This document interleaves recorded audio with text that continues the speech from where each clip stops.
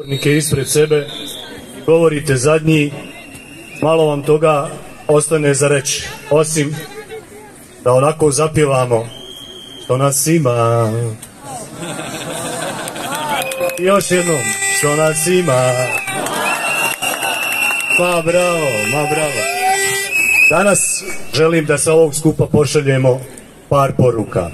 Prva, kolega Mirso je rekao, nazivaju nas budžetski korisnici, nazivaju nas budžetlije, uhljebi, neradnici, nema kakvih naziva, nema za nas.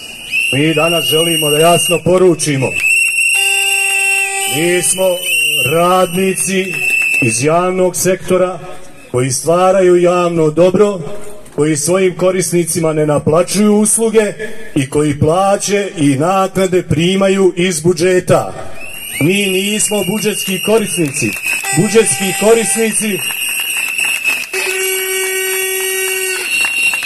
Budžetski korisnici su oni koji iz budžeta primaju poticaje, koji iz budžeta primaju pomoći, koji iz budžeta primaju određene naknade, ali ne za svoj rad i zarađeni novac. Drugo, da se jasno zna, nisu se ovdje ljudi okupili da traže prvenstveno jednokratnu pomoć. Mi smo se okupili prije svega da tražimo da se usklade naše plaće sa porastom troškova života, indeksom potrošačkih cijena i da ublažimo ovaj udar inflacije koje nas, kako mi kažemo, pojede za noge.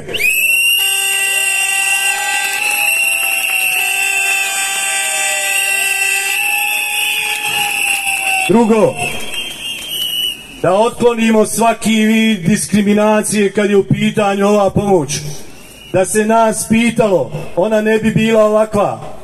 Da se nas pitalo, mi bismo odredili limite i rekli da oni koji su ispod tih limita moraju da dobiju naknadu. Ne može da dobiju, nego moraju da dobiju. Da li će to obezbijediti poslodavci ili će to obezbijediti vlada koja je takvu uredbu donijela, to je manje važno. Važno je da dobiju oni koji su u stanju potrebe.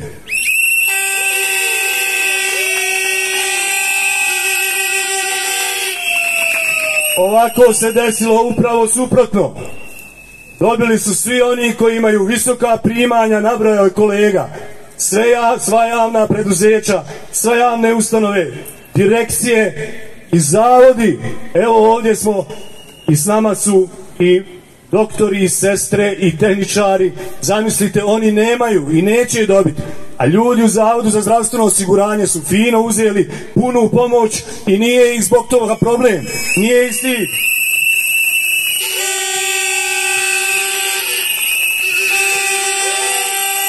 I ne treba da bude nikoga stid. Svi treba da dobiju oni koji su u poziciji da dobiju i svi treba da uzmu oni koji su u poziciji.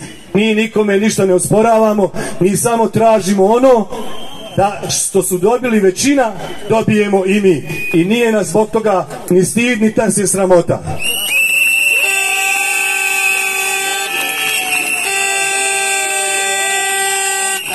Na kraju, želim da vas sve skupa pozdravim, da vam se zahvalim što ste došli. Znam da među vama ima i među nama ovdje ima i penzionera i ljudi koji su nezaposleni.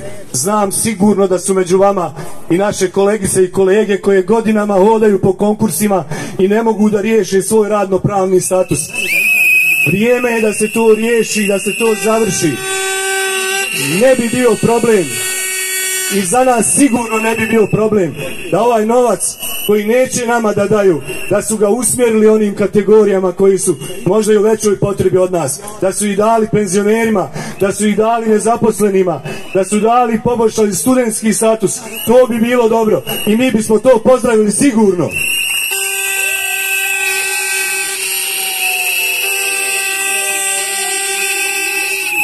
Na kraju, dragi moji prijatelji, sindikalna borba nije sprint.